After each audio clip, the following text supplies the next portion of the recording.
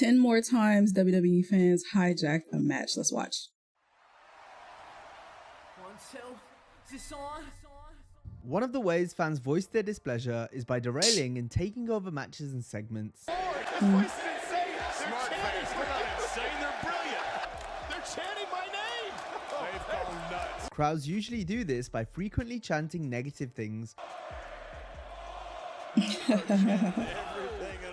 or by finding ways to entertain themselves while ignoring the action in the ring. Doing this can be a form of protest, or it can simply illustrate an audience's indifference to what's being presented to them. I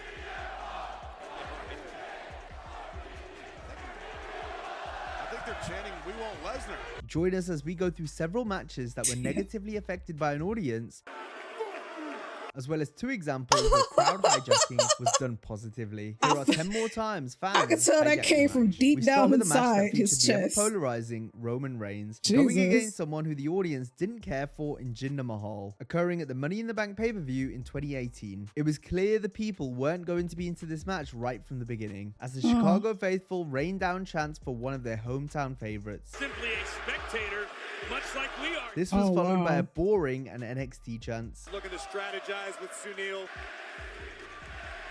Fans later showed their appreciation for someone they'd see wrestle later in the night. Chicago then let us know what they thought of the match. And I do like the gameplay. I don't like you getting sucked in or the rest of us. The crowd then went back to ignoring the action in the ring. 20, 30 minutes deep, and the big dogs. Damn. By this point, the audience's attention was directed off camera to a beach ball that was quickly confiscated by security. It's final. It is what it is. They were still on the beach ball now? Sometimes when Wait, what? you know, if you were giving a Let's Go Beach Ball chants soon followed. Some of the last pieces of hijacks saw the fans perform a wave. There were small smatterings of other chants as things finally came to an end, with Reigns picking up the win. The match took a complete backseat to the crowd, who had no interest in the bout given the participants involved. Next, we have a case where the fans were invested in both the wrestlers, but still hijacked the match with angry chants. This happened at NXT Takeover Dallas when Finn Balor defended the NXT Championship versus Samoa Joe. Joe was busted open almost immediately, quickly developing a crimson mask that the referee attempted to clean up any chance he got. The medical team then had to step in as Joe's eye was bleeding like a fountain. The frequent stops received jeers and various chants from the crowd. Has to be very careful. First 30 seconds of this match. Period. It looked like the fans could finally enjoy the match as normal, with "Joe is gonna kill you" chants echoing throughout the arena. Joe continued to bleed heavily though. Due to how deep his cut was, this led to further breaks in the action that enraged the fans. No, he needs help though. The medics cleaned up Joe one more time, which I mean, he need help, Joe though. himself agreed with. The fans then watched the last 7 minutes of action without any interruption, as Finn Balor retained the NXT title. The match will be remembered for the constant stoppages and how the unrest in the audience grew after each one. In a PG environment, matches will usually stop to clear up any blood, especially a cut like the one we saw here. But given the type of character Joe was, perhaps this is one example where the wrestler should have been allowed to bleed. Nevertheless, recurring match stops just weren't going to fly in front of such a hardcore NXT crowd. Bizarro World is the term often used by WWE to describe if you show blood on YouTube, you get demonetized. Different from the norm. Can't show none of that stuff. Barcelona against Real Madrid. Toronto was given this label more than most due to the city's boisterous crowds. From the WWE Universe. Bizarro World here in Toronto. SummerSlam 2004 was a perfect example of this. The fans in attendance booed several babyfaces on the show, including all of the women involved in the Divas Dodgeball match, as well as Eugene and Edge. Then for JBL's WWE title defense against The Undertaker, the crowd decided to have some fun. The bout began with various mild chants from different sections of the arena. The first bit of real shenanigans came when the Air Canada Centre broke out into a wave. WWE Championship match in the ring, and these fans are doing a wave. Spanish table chants soon followed. Well, the people here are chanting Spanish table. So, I guess they like the looks of the table. The match ended when Taker hit Bradshaw with the title belt for the DQ. Afterward, a fan jumped on top of JBL's limousine, which received the pop. Undertaker's been disqualified after JBL and Orlando Jordan but the fan was lucky not to fall through the limo based on what happened next, as the dead man destroyed Layfield with a chokeslam through the gimmick roof of the vehicle. Oh my God, come on, Jason! This was one of the few occasions where fans hijacked an Undertaker match. Props to Taz for acknowledging the fans' antics, as one of the worst things you can do in a situation like this is to ignore the crowd. Booed the women, they booed Eugene, and now they're doing a World Cup. The 2015 Royal Rumble event is proof that fans can negatively hijack entire shows because they don't like what they're seeing. The NXT Takeover London show that took place the same year was the complete opposite. Here the fans stole the show by singing and chanting for wrestlers they liked and matches they enjoyed. The fans were vocal from the opening bell, where they chanted in favor of Asuka. Such a high-profile signing for the women's division. During the tag title bout, there were chants reminiscent of the ones you'd hear on a match day in a British football stadium.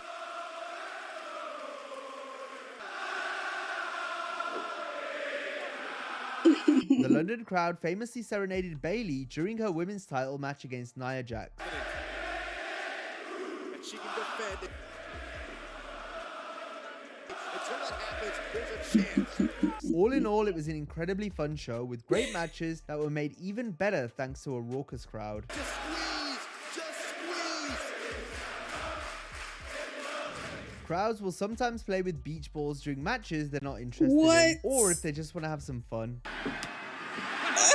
One such match where beach balls were perhaps the most prevalent was when Seth Rollins and Kofi Kingston wrestled Sheamus and Cesaro I need to go to on the a Raw after show, WrestleMania man. 35. Fans were already on edge before the match, since they'd been robbed of a Kofi Kingston and Seth Rollins encounter thanks to a run-in from the bar which set up the tag match. Joining forces here tonight on Monday Night Raw. During the commercial, the crowd brought out the first beach ball of the night, which was unsurprisingly confiscated.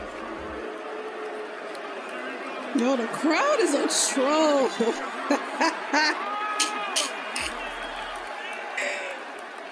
He snatched that beach ball up quick as hell. A second beach ball was also grabbed by Cesaro.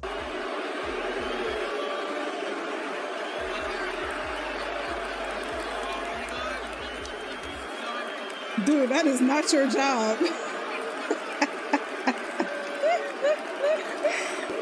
Hell no.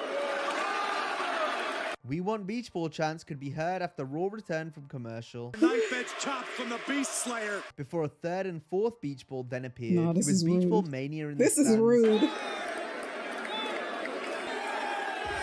Back in the ring, AEW chants preceded the match's final sequence. Yeah, Kofi all fired up, measuring his man. Look at Kofi hit a Trouble in Paradise to set up a curb stomp that allowed Oh, Kingston shit. and Rollins to earn the victory. This was a signature Raw after WrestleMania party match. ECW crowds were notoriously some of the most unforgiving fans of all time, so it was no surprise to see how they reacted Bro, to the Big fans Show and can be so Batista's match in toxic. the revived version of ECW in 2006. This was a match between two WWE wrestlers fighting over a WWE version of an ECW title in front of an original ECW audience, taking place in the Hammerstein Ballroom in Midtown Manhattan, a venue that was once a hotbed for Extreme Championship Wrestling. The crowd were on both wrestlers' backs immediately. Batista even argued with one fan. Despite being a babyface, "You both suck" chants dominated the opening exchange. During the commercial, Big Show flipped off the crowd, told them how he felt, and then insulted a fan. All the while, the crowd continued to spit bullets with their chants. World Champion, the Big Show. Did he say he? Never mind. The worst feeling in the world when people start on your match. Why is it boring? You know, it's boring because they're not interested. They're not emotionally invested. Change the channel. Oh, we like it here on Sci-Fi. Show would grab the title belt and hit Batista across the head with it, causing a disqualification. Oh, there it is. Waiting right in front of the referee. This decision summed up just how tone deaf and out of place both the match and the ECW revival was. Next, we'll look at a similarly hardcore New York audience that disliked the wrestlers in the ring. This time, it was because the wrestlers in the match were set to leave the company. We're talking about the infamous Brock Lesnar and Goldberg match from WrestleMania 20 inside Madison Square Garden. Before either man could lock up, deafening "You sold out" chants,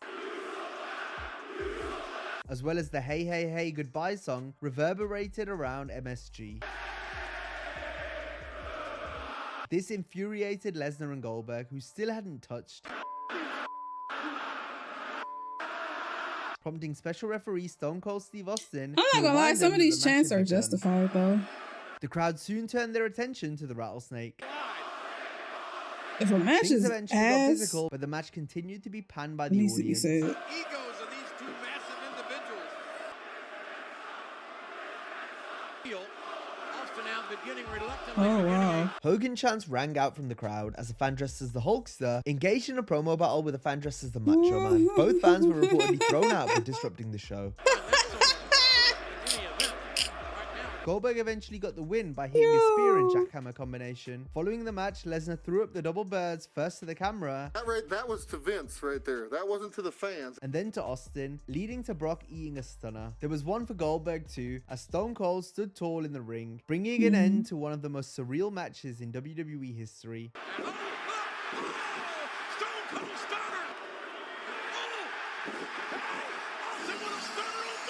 As we've seen, if someone is leaving and the crowd knows about it, then there's a good chance the fans might turn on the wrestler. This is what The Rock also experienced during his WWE Championship defense against Brock Lesnar at SummerSlam 2002. The fans knew Rock was set to leave for Hollywood again. This, coupled with the show taking place in a wrestling hotbed like New York, meant the Great One wouldn't be going in as a clear fan favorite like usual. It was more of a mixed reaction for the People's Champion. The Long Island crowd were absolutely electric. The audience was just going back and forth. The audience was a typical New York audience. They were having their own good time. Meanwhile, the wrestlers maintained a similar energy, reacting to each chant they heard.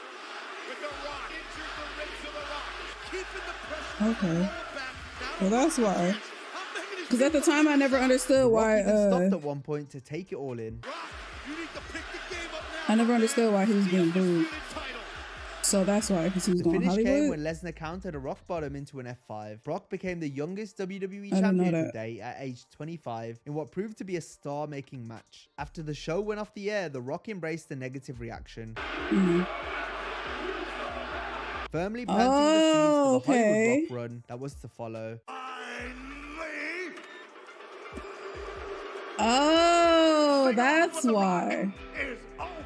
All in all, the fans hijacking this match. I remember worked in this. It was favor. cringe. It was awesome to see how split the audience were at times. It made for one of the all-time great was WWE weird. main events, which drew comparisons to Rock's clash with Hulk Hogan at WrestleMania 18 earlier that year. For our last two entries, we'll go back to Roman Reigns' 2018 run, starting with his challenge for Brock Lesnar's Universal Championship at WrestleMania 34. A large number of people simply were not interested in seeing this match. Fans were expecting Lesnar to return to the UFC. I'm coming for you.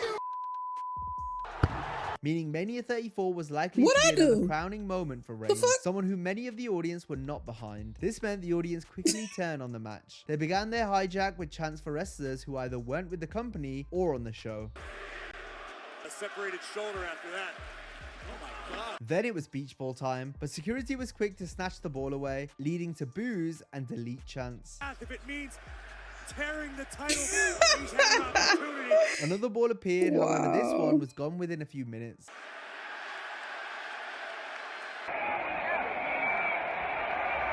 So somebody is in the crowd hiding, blowing up the beach ball, like, and a wave also took place but couldn't be heard or seen. because there's on no the way you actual get in there with a broadcast. beach ball. So you tucking the beach, The more the F5s deflated Reigns beach kicked out ball of, the more the fans began to boo and jeer. in your pocket and blowing it up later. And now Lesnar delivering the huge great right-handed blow. Following a 6th F5, Lesnar picked up the win, Crazy. surprising many in the process. Once he got back through the curtain, Brock hurled the Universal title at Vince McMahon.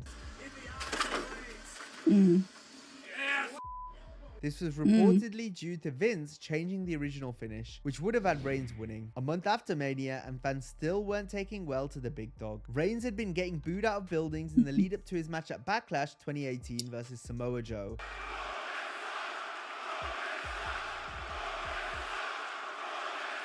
The show had already gone late by the time the Roman Joe match began, resulting in large sections of fans leaving, while many of the ones that remained proceeded to take over the show's main event between the two Samoans, which despite a hot start before the bell, was marred by rest holds. This gave fans the perfect opportunity to start up numerous chants. He's 25%.